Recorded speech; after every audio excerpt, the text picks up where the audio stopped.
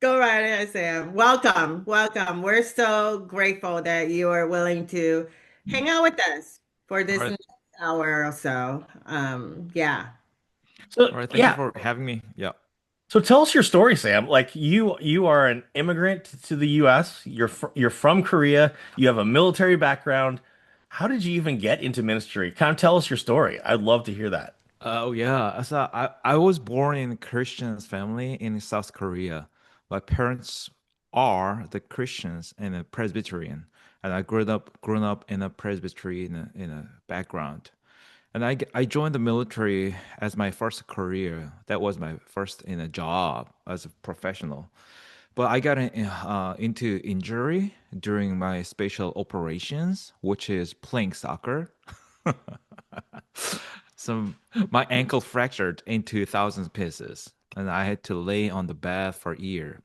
And the doctor diagnosed me, telling me, "Oh, you might not able to run again." So that was in a big curveball in my life. So I had to stay on the bed, and I had to take uh, involuntarily discerning time.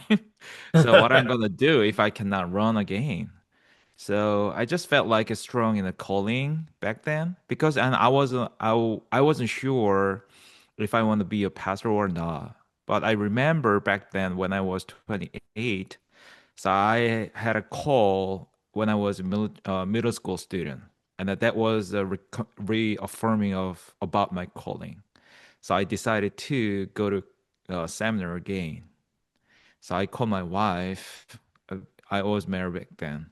And I told my wife, honey, maybe I have to go to seminary. And my wife, speechless. She didn't like it.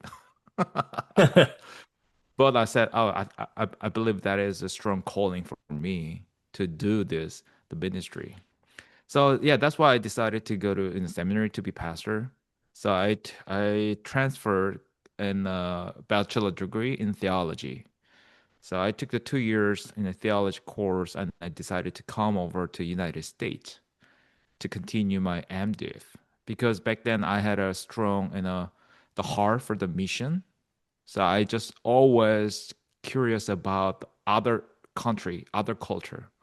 So how God reveal in other culture. That's what I want to learn.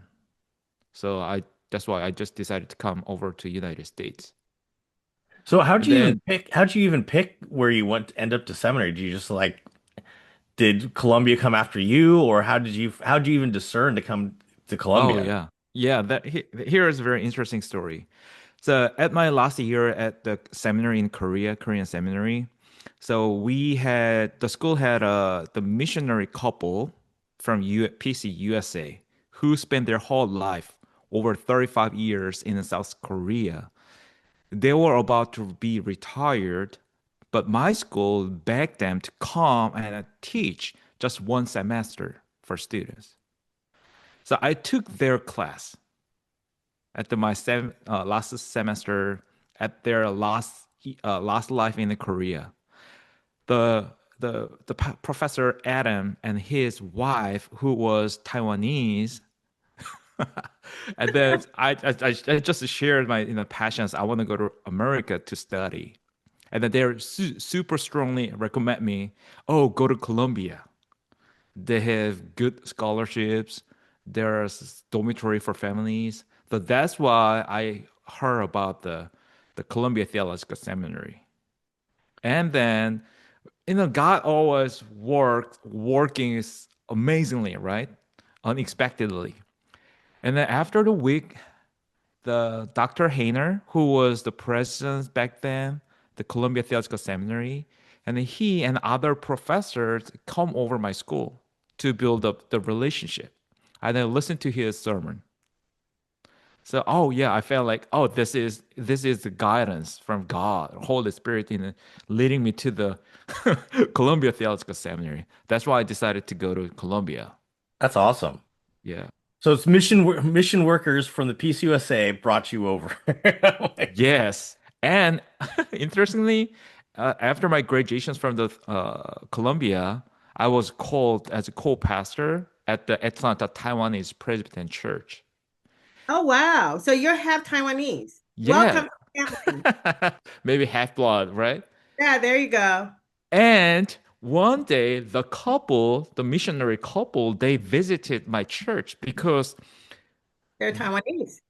yes, Taiwanese, and then the professor's brother-in-law was a member of that church. And Wow. after 10 years, we reunion. We had a reunion with them at the Wow. Taiwanese churches. Wow. That's great. Yeah, that was great. That's very rare. Because I know for a lot of racial ethnic churches, they have some kind of requirement, right? Like for Taiwanese churches, they really want pastor that can speak not just Mandarin, but Taiwanese dialect, right? So Yeah. for you to be called as a Korean, I'm pretty sure you don't speak Taiwanese. No, back And then, not at all. so I think there's something to say about time changing and people changing, and there's that it makes the kingdom more Yeah. aligned with the way we see it, right? Where Yeah. there's diversity and all people are welcome. So that's phenomenal. Yes, I think that will be great in a starting point to transit our conversations into the multicultural churches and intercultural ministry in our presbytery. You know that back then I was the pastor for the campus ministry, so oikos. So I Mhm, was very active in my presbytery. And the mhm, Taiwanese church is very small, and they were looking for English speaking pastor for their youth.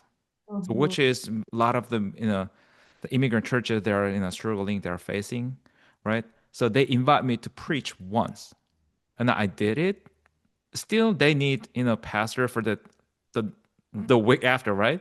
So can you come back next week? Yes, of course, I can do it because that was one time in a ministry. So I'm just happy to share the ministry with the immigrant churches. And then, after the 2 weeks, they offer me, can you do this until December? That was August. And I was a campus minister and I doing it in the ministry at afternoon. So they need pastor in the morning.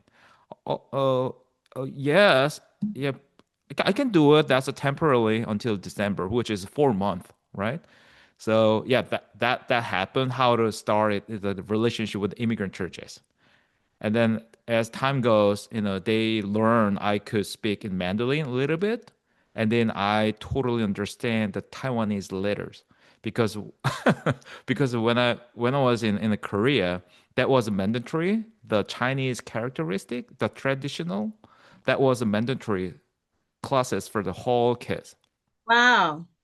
Yeah. And then there are a lot of the commonality between Taiwanese and the Right, Korean. right. Yes, and in terms even the words. The Right, right, Genesis, right. yeah, the Genesis in Korean as a Yeah. 창세기, but the Chunks. Taiwanese they called it 창세기. The same. Yeah. Yeah, yeah, yeah. Grape, yeah, grape in Korean as a 포도, and Oh. Taiwanese 포도, 포도 or 포도, right? Well, you're better in Taiwanese now than I am. I know in Mandarin it's pu tao, Yeah, so 포tao, yeah, right. yeah. So yeah, and then yeah, I think that's how God invite me, lead me to be part of the Taiwanese churches ministry. Right. Unlike me, I just pick up all the Korean. All my Koreans are from K dramas, K-pop, Blackpink, all that. Yeah. Okay. Eating out. Yeah, right, right, right. So you were the campus minister at Oikos. How'd that start? Because you just have this hodgepodge of what you did, and like you graduated from Columbia, you do campus ministry at what school were you the campus ministry at? Yes. Basically at the end, so the whole students from the Emory University. So while I was studying at the Columbia Theological Seminary as international students, so I just learned that all the international students in Atlanta metro areas, they're stuck in the campus because it's just imagining the city in the downtown, the whole big schools in the downtown. but the immigrant churches and outside of the perimeter of Atlanta. Because there is another, the racial kind of the gentrifications, most of the time immigrant churches who are in the downtown and struggling with the finance, or they're located in outside of the city because they couldn't find a good space for the ministry, right? So I just saw that I just recognized that, and then I want to bring the church into the campus, onto the campus, while asking students come out of the city every Sunday to the church for the international students. I was international students, and then I saw the needs of the international students for the spiritual family. So, and then also back then, oh no, Lindsay Armstrong. So she is still the director of the New Church Development Commission in Atlanta Presbytery, Greater Atlanta Presbytery. And then she encouraged me, hey, Sam, why don't you start now? That was my second year or first year. Oh yeah, second year of the seminary. Okay, okay, let's start. We'll see how God works with us. And then that's how I started the campus ministry 2015. The purpose is making space for the international students on the campus. So how'd you find all these international students? You know what I mean? Did you just show up on campus, or what was your connection point in it all? Oh yes, I met one student on the campus. He was an international student who came over to the United States when he was 12 years old. He was looking for the churches and the families and the communities, right? And then we had a chat, and then we just started having a meeting regularly. It was once a week during the weekday. But that's how we started. And then he invited other students because I lived in a Decatur, which is 10 minutes away from the campus. And then we invite the students to come over my house for dinner. There was no any purpose to start the church. Just I want to make us some spaces for the students. So offering them the lunch or dinner as like a family, right? So and then the students invite other students. Hey, there is a this pastor who just invite us for offering as a dinners once a week. Would you want to come? And the students craving for Korean food. So always food is a good bait for the ministry. Yeah. Yeah. Yeah. And thanks to my wife, she cooked a lot back How, how is she handling all this? Because I know you signed up for it, because oftentimes we talk about our partners, our spouses, and it just like sometimes doing ministry, really it's not just us doing it. And then. I find it very difficult if there's not a support. But in your case, she has to actually do a lot more, Hmm. Hmm. right? And so how can you talk a little bit about that? Just in the compensations by offering, oh, I'm gonna, wash the dishes after the visitors left. That's always the deal, right? So we cook together, but cleaning up afterwards, that's my job. That was in the compensations I could have offer because I was a seminary students, Right, right? right. Yeah. Mhm. So kind of tell the story of of Oikos. Where did like how long did it last? What was your engagement? Like, yeah, I'm really intrigued like in the development of this international because we talk about campus ministry, we don't often think of the international end of things. So, are there very many international campus ministries that are going on out there? And yeah.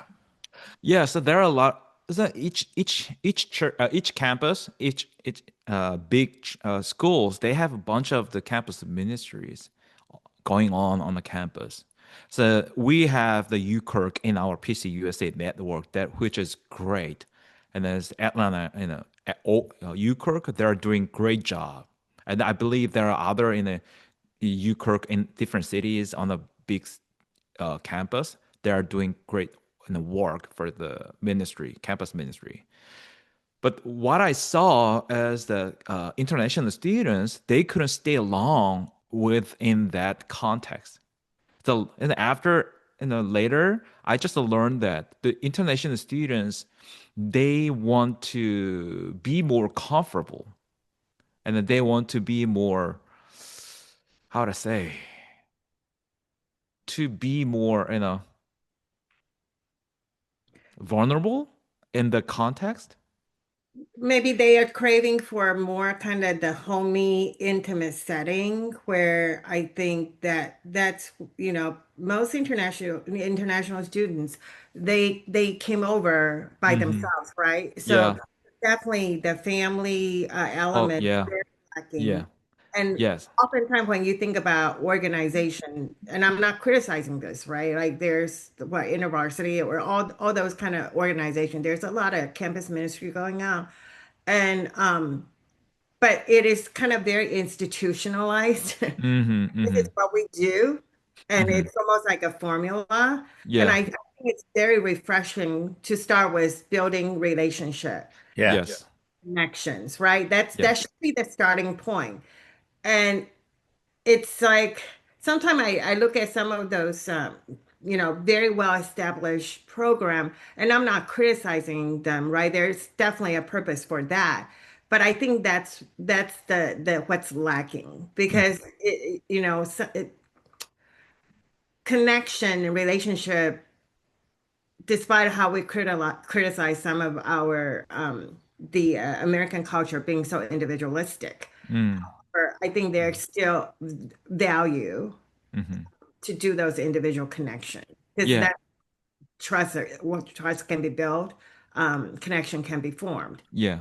So Yeah. And then also the physical distance, that's another factors in the campus ministry.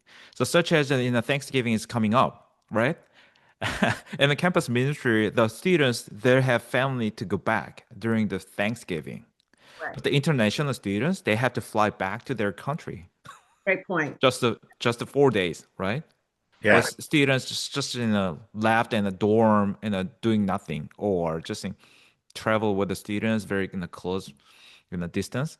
But if the church offer them, so we are families, why don't you come over my house for the Thanksgiving break? So let's have the feast together. So Mhm. that's my family's rhythm annually. The Thanksgiving we stay with the students. But after the Thanksgiving, 2 weeks later, it is a winter break. So most of the camp the students, they are gone for the winter break, and then my family was able to have the break. So we spent Christmas together with the students. So Mm, so physical distance, that's another factors in the campus ministry for the international students. yeah, very true. Yeah, is there, but are there like a lot of international campus ministries? Is it like something that is as big on all campuses, or is it not something, you know what I mean? Because even the Presbyterian Church doesn't have campus ministries on all campuses. There's very few. But yeah, so I'm trying to figure out like, should this be a rising thing? Because you talk Oh. about that isolation, and so I'm like, wow.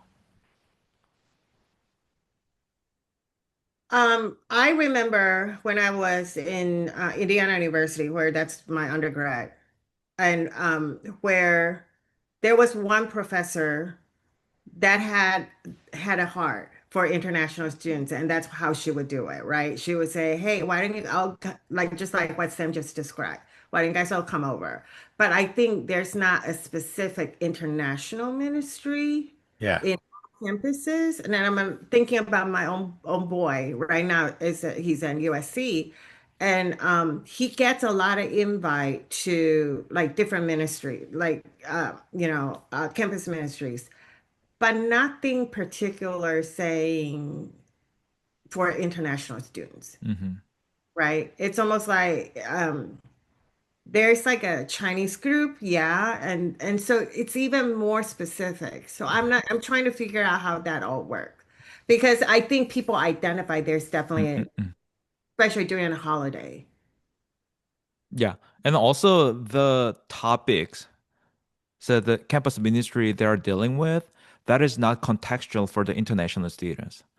So Mm, in my context, international students is not only students who has the student's visa, such as in the franchises in the kids, right? They might born here, right, grown up here, but still they have some context of the by the culture, both culture, and Mhm. domestic and international.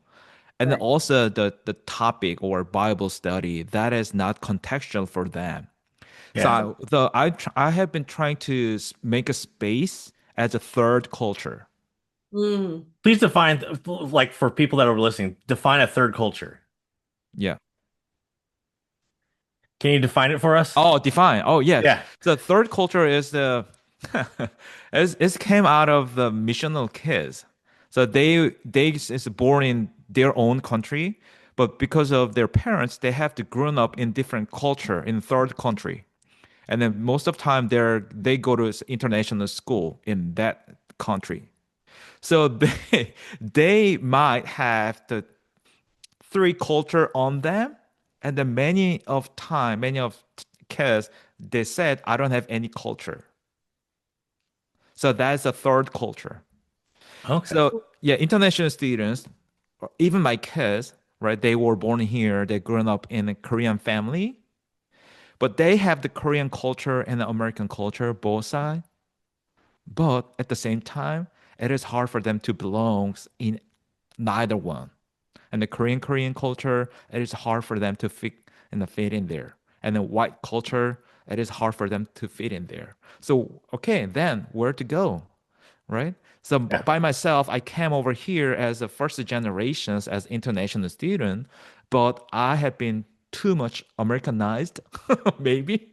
So I couldn't fit in Korean church, right? So I'm not comfortable to, mingle in only white culture. Mm. So as I'm trying to make a space for the international students, at the same time, I'm trying to make a third culture for students who are struggling those in identity and then the questions about the Bible. Mm. So my purpose of the campus ministry was so being third culture and progressive Asian American ministry. You wanted all the things. So yeah, campus ministry, that is a context to be evangelical, Mm. right? Yeah, it's So heavily I think dominated in the evangelical world. yes, because to be sustainable, you need students, or maybe we call it that's our strong calling Mm. to invite students to the this in campus ministry. But my evangelism is making space and telling the students, oh yes, you can be progressive and then you can be the Christian. And you can be part of the campus ministry. Yeah. That's great. That's great. So kind of not moving on, but so how does this define? Because I know you from there, you with Raphael and Gad, created the act and Lindsay created the Mhm. accent. So did this naturally born out of this third culture conversations that you were having and the conversations with those other three? Oh yes, maybe we never talk about the third culture, but as ironically, the Gad and the Raphael and me, we came over here as a immigrant, as an international students, and then living as an immigrant now, and also the pastor in predominant white culture denominations. Yeah, Mm. And then we are very active as a church planter in a PC USA. And then we got a lot of the resources from our denomination.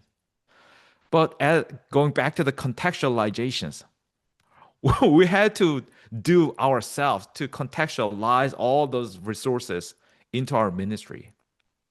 And then it's one point, and then we, agree, why don't we make our own resources for the immigrant pastors? Because immigrant pastors they don't have enough time to create the resources for themselves.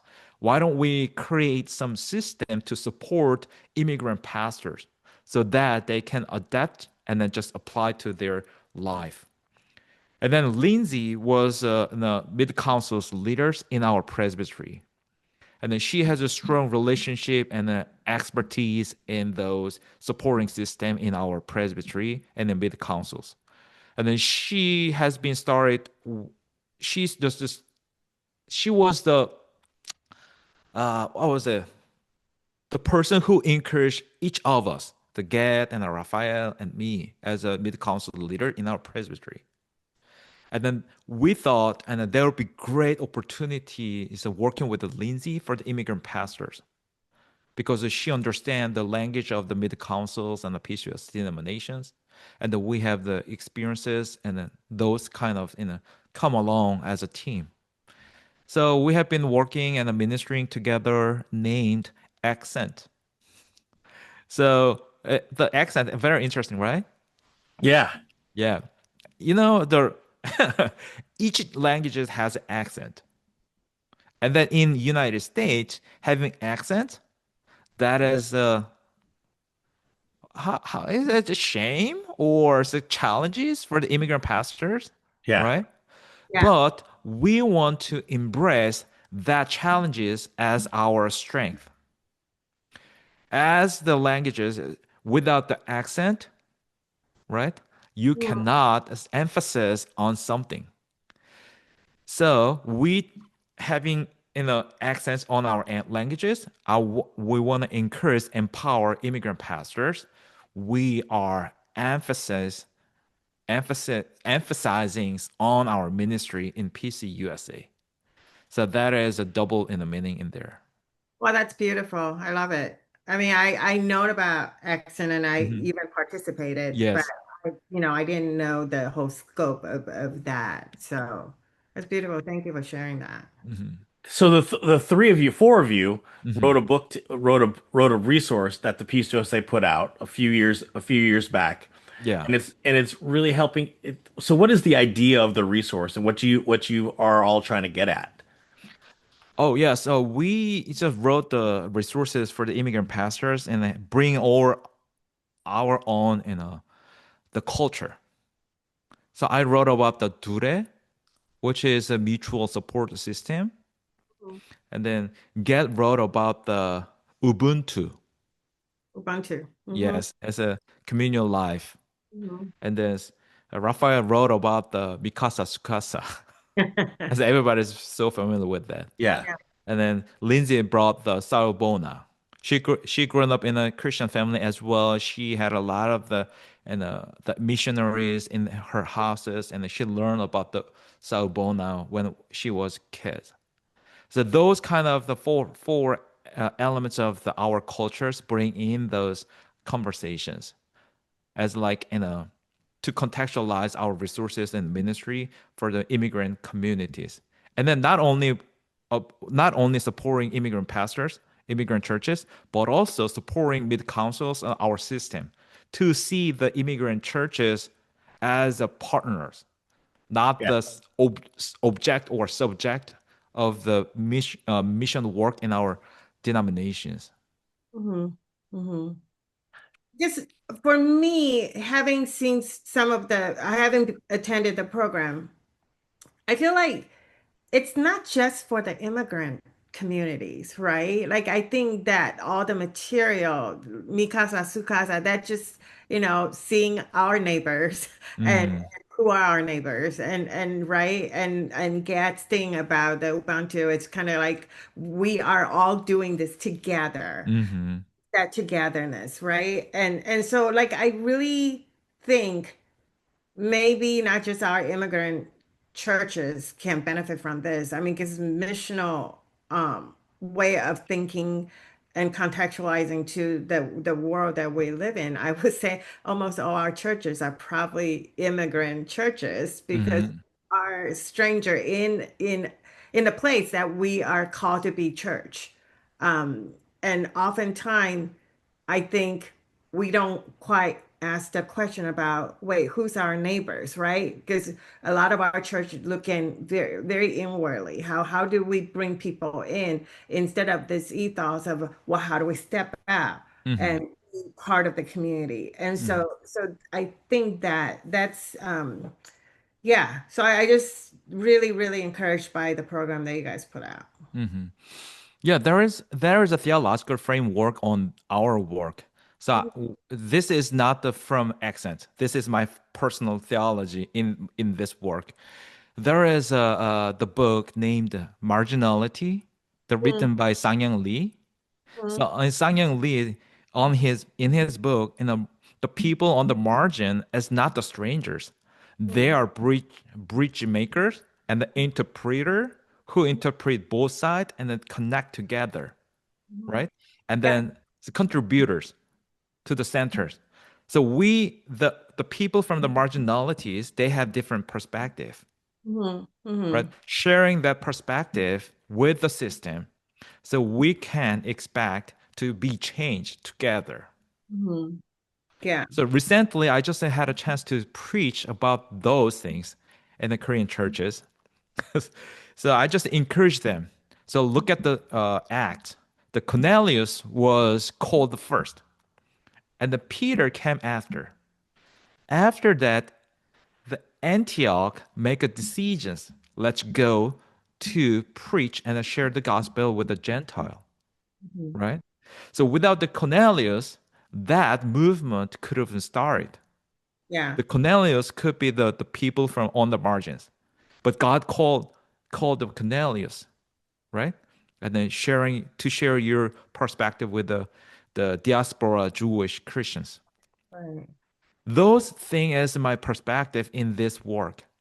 The PC USA, could have been better and then move forward by sharing and then allowing the people the perspective of the margins. That is awesome, and it's that we're richer together Right. as we're all inclusive of our variety of our contexts and our backgrounds, that we are richer together, and that we need to listen to the margins, because oftentimes we kind of throw away what people are saying at the margins. Hmm. But I think the way we're getting a little bit more theological now, but I love what Sam is talking about. How do and I'm throwing this out. I don't have an answer for it, and I'm still processing what Sam just said. There's a lot of power being those like on the margin, right? Like Hmm.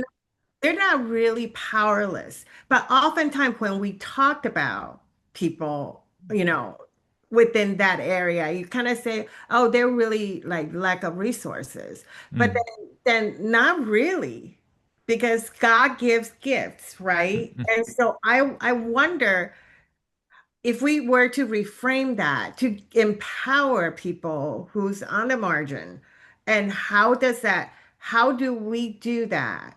So partially to encourage those people who have been taught and conditioned, hey, we don't have enough. But what is Hmm. enough? If we talk about God's abundance, then I, Hmm. I don't know. I'm just throwing out there because what you said really like resonated with me. They're the connector. I mean, can you imagine if without those people, I mean, we would all continue to be in silos. So what Hmm. there's a great power dynamic there. They have a lot of power. And so perhaps even to empower people who are on the margin, right?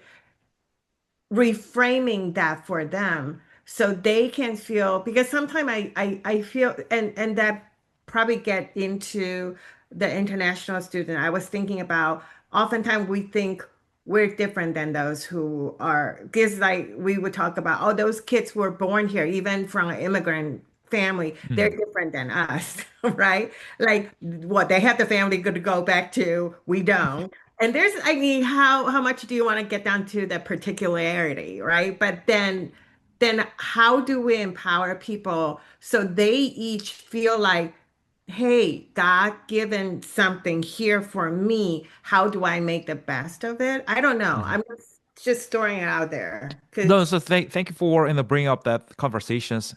I have been thinking about a lot those part because that could have been heard like a cliche, but that is true. The sharing the power, the without the sharing power, it could have been happened, Mhm. right? And then also at the same time, we need to change our system. Yeah. Yeah, So as a default, it's not an optional. right, Or like a presbytery meeting or just some mid councils meeting. If you need some translators, check on the box. That's optional. But right. having interpreters as a default, Don't Right, ask people to ask for their help. right. So those kind of things we need to think about it.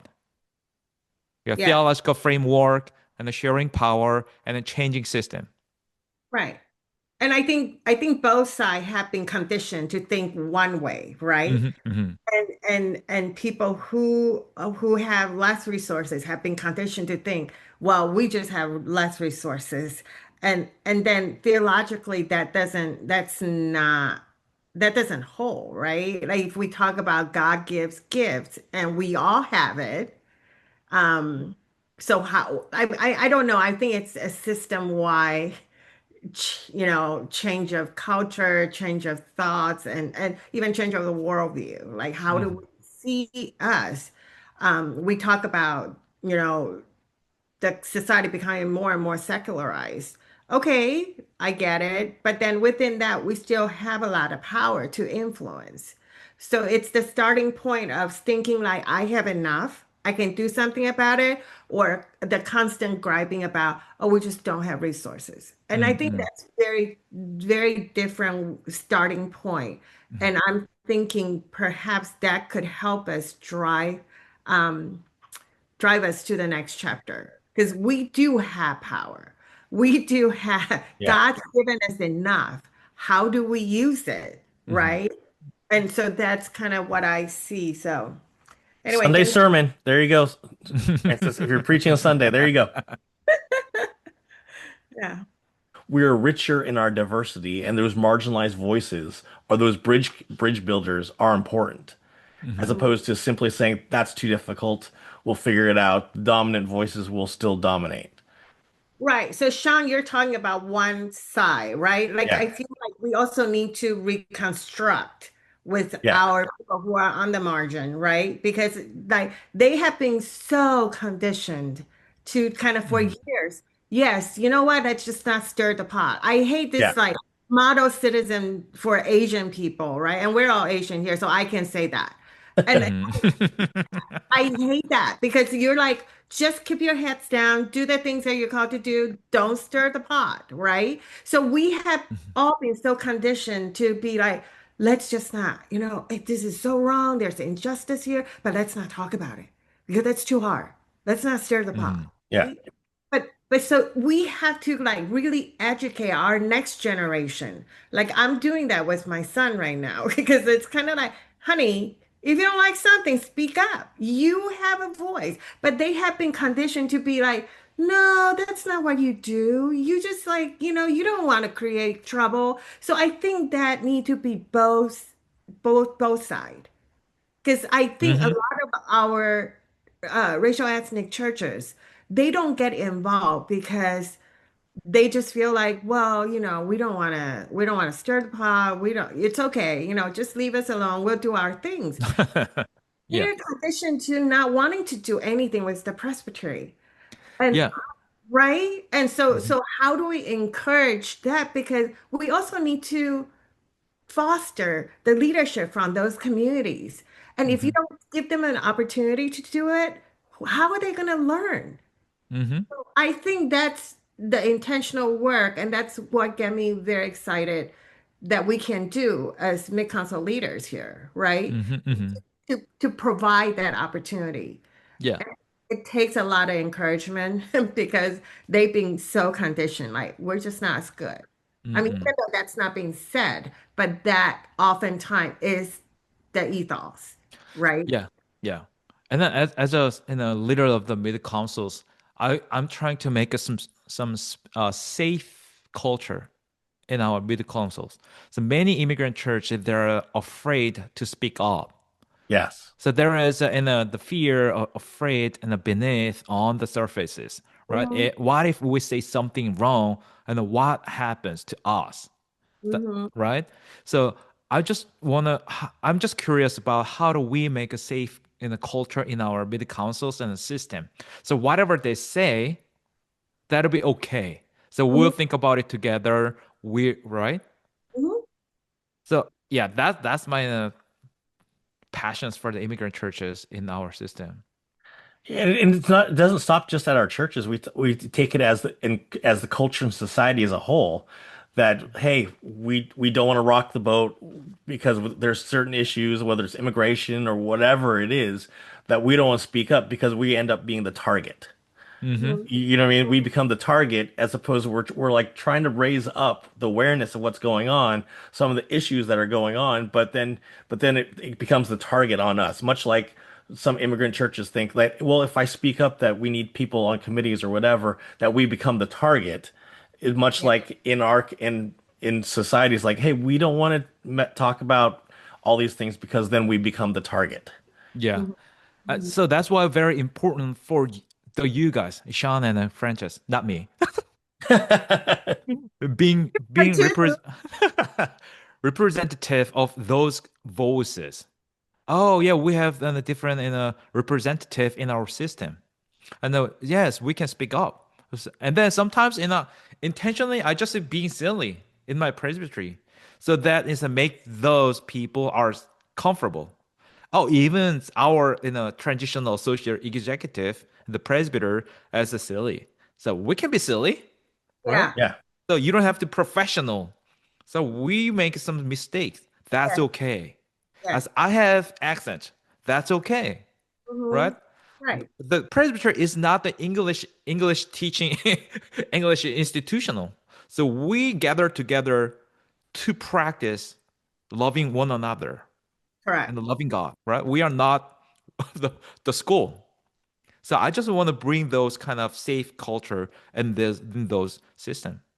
Yeah. So I'm just encouraging you, Sean and the Frances, please stand up and speak for those people.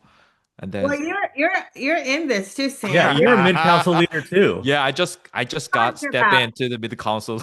You're that's your job too. Like I am so stoked because we just called our next vice moderator who's coming in from our Taiwanese church, and they've never had any That representation. is great.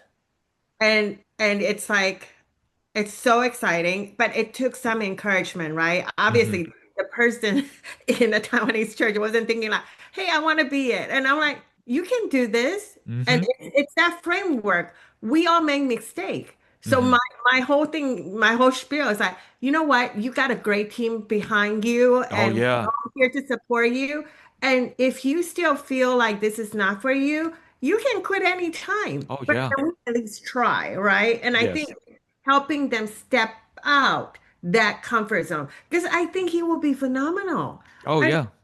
intelligent, he's an engineer, he knows, the world that we live in. So anyway, so I'm just super excited. And I think Yes. that's our job. That's our Hmm. job. Yeah. And even I just to encourage the my system. We have some the member of the committees. And then when I got here, it seems like the persons didn't understand the system or the contents wide. So I offered the persons the previous meeting before the committee so that we can go run through all the agenda. What's the point? What's going on? What happens? And then Mhm. what does committee expect from you? So I just provide those in stations. So the last 2 months, and then it helped a lot. The persons Mhm. now understand what's going on and how the systems work. Is that those kind of extra work and then could have been great help for the people. So Yeah, those kind of training will those resources that change a lot. yeah. Yeah, and I think like going back to the accents, I'm like just talking about Mhm. that there are other cultures here. We're not a monocultural denomination, but we're multicultural. Even though we're predominantly Anglo, we Mhm. still have a good amount of diversity within us Yeah. that is rising and is starting to be represented in mid council. Like we're three mid council leaders, you know what I mean? Right. And we represent, and but if we look back in the past, there aren't a whole lot of Mhm. racial ethnic mid council leaders. So we represent a change Yeah. and a diversity.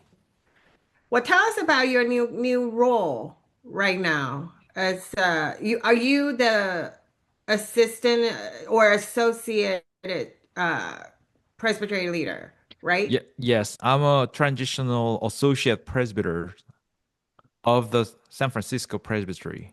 Okay. Hmm. John, you might have to do some editing here. I always do the editing, so we're fine. How's that going for you, and why do you what drove you to accepting this call or looking for this call? Yes, after the uh, uh after the complete what was it? Oh my God. After the campus ministry, the 10 years, we established the financial sustainability for the next leaders, the Mm, partially. So, and then we got new leaders of the campus minister who was much younger than me. So he had a energy for the college students. So that was kind of gives me a chance of the transitions. So I was looking for another call, and I had another interviews, and I had another offer from different organizations. But one thing from the San Francisco Presbytery, that is the emotional distance with the churches. mm, So the synod is a little bit far from the churches, and the seminary work is more than far from the churches. So I love church and I love the communities. And then the San Francisco gave me opportunity to support many churches and the many pastors at the same time. So that's the big things I want to, I just want to take this call. that's great. What was the makeup of the presbytery? How many racial ethnic churches do you all have? I didn't count it. So we have the 67 churches in our presbytery. And then we have seven churches, Korean churches, Oh and wow. then four Chinese churches. We have Indonesian churches, six African American churches.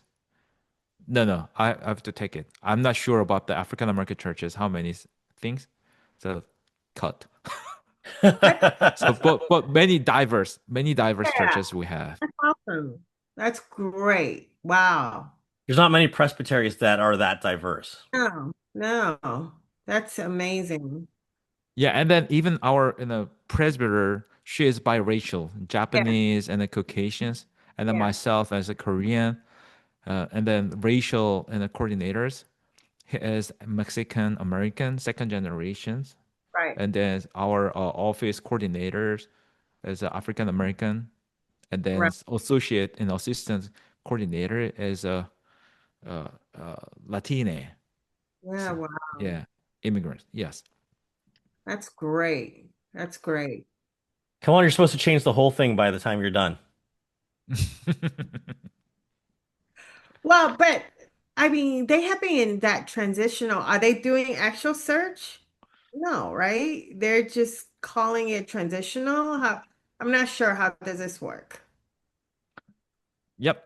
So I cannot speak about that part.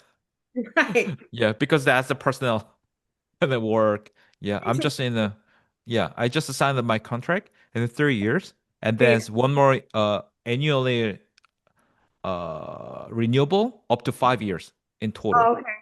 Okay. They need to come to Southern California. You need to join us down here. No, Hmm. okay, but I love working here for now, officially. You have 5 years. After 5 years, I'm After eligible We'll five to pl we'll years. plat apply. all this out. Don't worry No, about it. no, no, I'm eligible to apply for the permanent positions. That's great. Yeah, That's and great. then but the Laura doesn't. So, but I do What hope do you, Laura the doesn't get to, she's not. eligible. Hmm. No, that's a contract. So after 5 years, she has to leave. I think that's a transitional work. So Yeah. they want to change the Fine. system, right? So Yeah, that yeah, the yeah. Laura has full power to Yeah, she's change the gonna do the system. hard work. Yes, I but don't know. I do hope it's after 5 years, Right. she she will want to stay here longer. I don't know. And then yeah, Yeah. yeah, that will be another factors in my discernment as well. Listen, wow. Yeah, because I almost think like nowadays, right? Churches are everybody's in transition. I think all of us are in Yeah. transition. You Hmm. know, I'm kind of always I have a bag packed all the time, just like ready. Gee. Yeah, And no, I was like, yeah. no, right? God calls you somewhere. You just gotta go, right? So like I that's always be my thought anyway. So well, I we're so grateful that you're willing to spend this time with us and not find it scary. Well, you're Mhm. probably not scared of Sean, but you might find me a bit scary. No. You and I had conversations throughout the years. I'm so grateful to see that you're part of our circle now, and Mm. we look forward to seeing you in different settings, Oh and yeah, of I course. will definitely have our paths crossed.